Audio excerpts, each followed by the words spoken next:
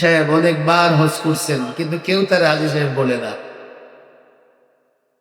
এবার হজ করতে গিয়ে চিন্তা করলো এমন একটা কাজ করব যাতে দেশে গেলে সবাই আমারে হাজী সাহেব বলে। লোকদের সঙ্গে পরামর্শ করলো, লোকেরা বললো যাও ওই হাউজের পারে দাঁড়ায় পেশাব করে দাও। তার মাথায় সেলিব্রিটিজম এতটা ঢুকেছে, তাই করল। এবার চতুর্দিকে তার বদনাম ছড়ায় গেল, ওকে হজ করতে গিয়ে এই কাজ করছি। সে মনে মনে ভাবলো এবার আমি যে হজ করছি লোকেরা জানতে পেরেছে। কিন্তু বিপত্তি ঘটলো অন্য জায়গায়। লোকেরা শুধু হাজি বলে না, বলে মুতুইরা হাজি।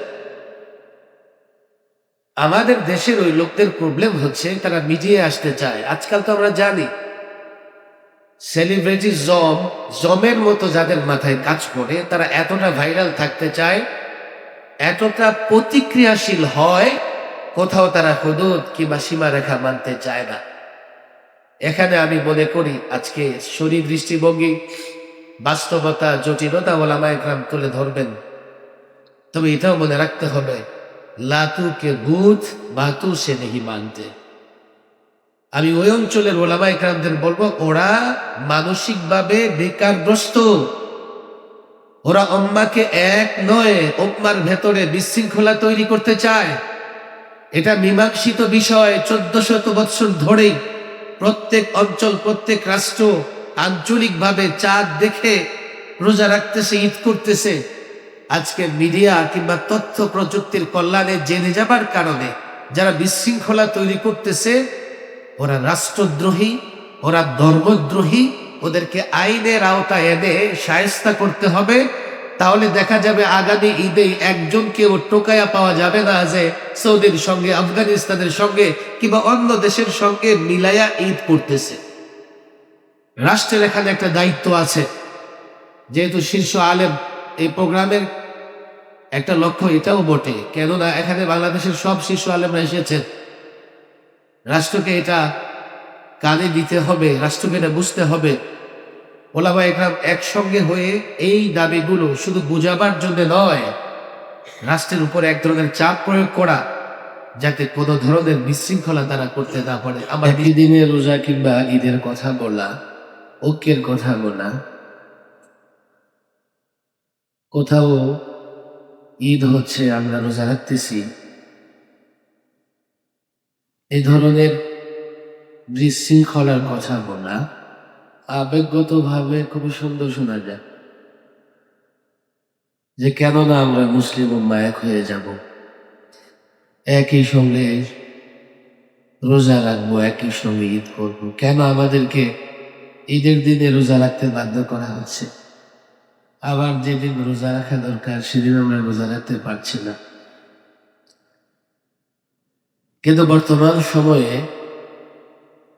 বিজ্ঞানের দৃষ্টিভঙ্গিতে কিছুটা সময় চিন্তা করলে আমরা বুঝতে পারব এই আবেগী স্লোগানটা কতটা জটিল এবং কতটা বিশৃঙ্খলা তৈরি করতে পারে এবং কতটা অসম্ভব। বর্তমান তথ্য প্রযুক্তি আমাদেরকে যেমন সহজ করে, সহজভাবে চাঁদ দেখার তথ্য দিচ্ছে, আমরা সহজভাবে কিন্তু এটাও বুঝতে পারতেছি যে পৃথিবীর এক অঞ্চল থেকে আরেক অঞ্চল, এক রাষ্ট্রের সঙ্গে আরেক রাষ্ট্রের সময়ের ব্যবধান কত। ইউটিসি, কোঅর্ডিনেটেড ইউনিভার্সাল টাইম, আগে আমরা জিএফটি দিয়ে হিসাব করতাম, এখন atomic time, UTC, coordinated universal time দিয়ে আমরা বিশ্বের সময়ের ব্যবধানগুলো হিসাব করতে পারি। ধরে নেওয়া যাক সাধারণত আমাদের দেশে যারা একই দিনে রোজা কিংবা ঈদের কথা বলেন, ওরা সৌদি আরবকে ফলো করে থাকেন। সৌদি আরবের সঙ্গে পৃথিবীর নানা অঞ্চল, নানা রাষ্ট্রের সময়ের ব্যবধান কত? আদৌ কি সৌদি আরবের সঙ্গে মিল রেখে রোজা কিংবা ঈদ সম্ভব? এখানে ছোট্ট একটা বিষয় মনে রাখতে হবে, যদিও রোজা কিংবা ঈদের প্রমাণ চাঁদের মাধ্যমে হয়, কিন্তু পালনের বিষয়টা সম্পৃক্ত সূর্যের সঙ্গে। এই পার্থক্যটা আবার অনেকে বুঝে না, না বুঝে একটা প্রশ্ন করতে থাকে যে আমরা তো জুমার নামাজ একই দিনে আদায় করি, অর্থাৎ ফ্রাইডে, জুমার দিন বা শুক্রবার দিন গোটা পৃথিবীতে লোকেরা জুমার নামাজ আদায় করে। তাহলে আমরা বাংলাদেশে, সৌদি আরবে জুমার দিন ঈদ হয়, বাংলাদেশে শনিবার ঈদ কেন হবে? জুমা প্রমাণিত হয় সূর্যের মাধ্যমে। পাঁচ ওয়াক্ত নামাজ আমরা সূর্যের মাধ্যমে আদায় করে থাকি, কিন্তু রোজা, ঈদ, হজ, কুরবানি এগুলো প্রমাণিত হয় চন্দ্রের মাধ্যমে। এখানে একটা বড় জটিলতা তৈরি হয়। ধরে দেয়া যাক আমি সৌদির সঙ্গে মিল রেখে রোজা রাখতে চাই না, ঈদ করতে চাই। পূর্বাঞ্চলের রাষ্ট্রগুলো, অস্ট্রেলিয়া, সিডনি, মেলবোর্ন, সৌদি আরবের সঙ্গে 7 ঘন্টা ডিফারেন্স, নিউজিল্যান্ড 9 ঘন্টার ডিফারেন্স। এরপরে প্রশান্ত মহাসাগরীয় দ্বীপরাষ্ট্র যেমন ফিজি, তারপরে সামোয়া, টোগলা, এগুলোর সঙ্গে 9 ঘন্টা থেকে 11 ঘন্টা ডিফারেন্স। অর্থাৎ দিন শুরু হয়ে যায় 9 থেকে 11 ঘন্টা আগে। সৌদি আরব যখন সন্ধ্যা 7টায় চাঁদ দেখবে, আর সেটা যদি প্রথম দিন হয়, তো ওই অঞ্চলগুলোতে 2 তারিখ শুরু হয়ে গেছে। ওই অঞ্চলের লোকেরা সৌদির সঙ্গে মিলিয়ে কি করে রোজা কিংবা ঈদ পালন করবে? আমি যদি পশ্চিমাঞ্চলে যাই, ইউনাইটেড স্টেট, যুক্তরাষ্ট্রের দ্বীপাঞ্চলগুলো, ব্যাকার আইল্যান্ড, হাউল্যান্ড আইল্যান্ড, যেগুলো ইউটিসি মাইনাস টাইম জোনে অবস্থান করে, সেখানে দেখা যাবে 11, 12, 13, 14 ঘন্টা পর্যন্ত ডিলে হবে, দেরিতে দিন আসবে, সময় আসবে।